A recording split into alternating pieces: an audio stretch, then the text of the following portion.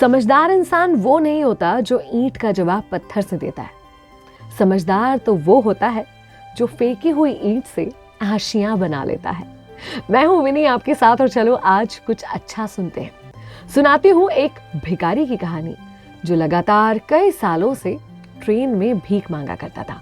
Local train में भीख मांगता था। वो भीख मांगते मांगते देखा करता था कि कौन है ऐसा दिख रहा है जो उसे भीख दे सकता है, और उसके पास पहुंच जाता।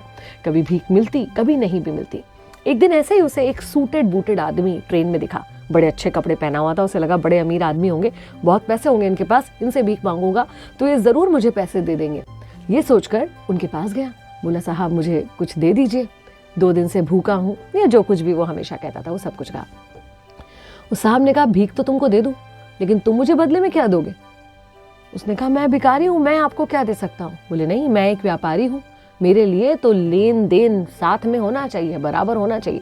अगर तुम किसी को कुछ दे नहीं सकते तो तुम्हें कोई अधिकार नहीं है किसी से कुछ मांगने का।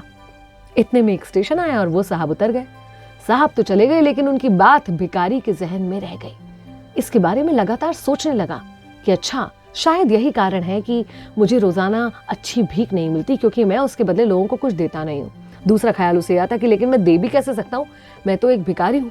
फिर भी उसने सोचा कि क्या मैं एक भिखारी हूँ तो मैं कुछ भी दे दूंगा और यूं ही लोगों से मांगूंगा, वगैरह वगैरह सोचता रहा। सारा दिन बीत गया। जब स्टेशन से बाहर निकल रहा था तो उसकी नजर वहीं आसपास झाड़ियों पर लगे फूलों पर पड़ी। कुछ फूल झाड़ियों पर थे और कुछ नीचे भी गिर गए थे। उसने सोचा कि क्यों ना मैं इन फूलों को उठा लूं और जो भी मुझे भीख दे उसे बदले में फूल दूं। ख्याल उसे बड़ा अच्छा लगा। अगले दिन थैली में भरकर कुछ फूल लेकर ट्रेन में चढ़ा। भीख मांगता, जो कोई भी उसे भीख देता उसके बदले उसे कुछ फूल दे देता। सामने वाला मुस्कुरा देता, खुश हो जाता, और उसने ये देखा कि ऐसा करने से उसको ज्यादा भीख मिलने लग गई है। वो दिन भी आया जब वही साहब उसे ट्रेन में मिले। साहब से भीख मांगी और बदले में कहा कि इस बार मेरे पास आपको देने के लिए कुछ है, आप मुझे भीख देंगे तो मैं आपको ये फूल दूंगा।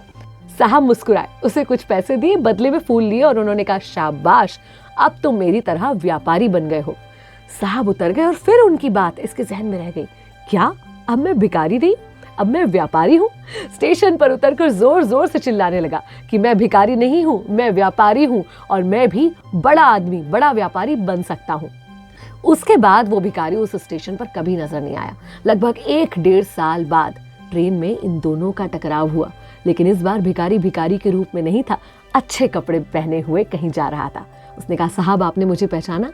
मैं वही भिखारी हूँ जिसे आपने भिखारी से व्यापारी बना दिया। फूलों का व्यवसाय है मेरा, और अब उस काम से दूसरे शहर में जा रहा हूँ। सेठ जी बहुत खुश हुए और उन्होंने कहा, देखा, जब तक तुम खुद को भिखारी समझते रहे तुम भिखारी ही रहे। जिस दिन तुमने समझ लिया कि मैं व्यापारी हूँ या कुछ बड़ा कर सकता हूँ तो तुम कर पाए। ये हम पर निर्भर करता है कि हम क्या बनना चाहते हैं, हमारी सोच पर निर्भर करता है।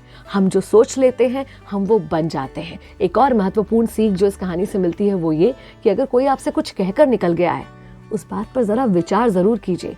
क्या पता कब किसकी छोटी सी बात आपकी जिंदगी बदल दे। मैं हूं विनी, चलो आज कुछ अच्छा सुनते हैं।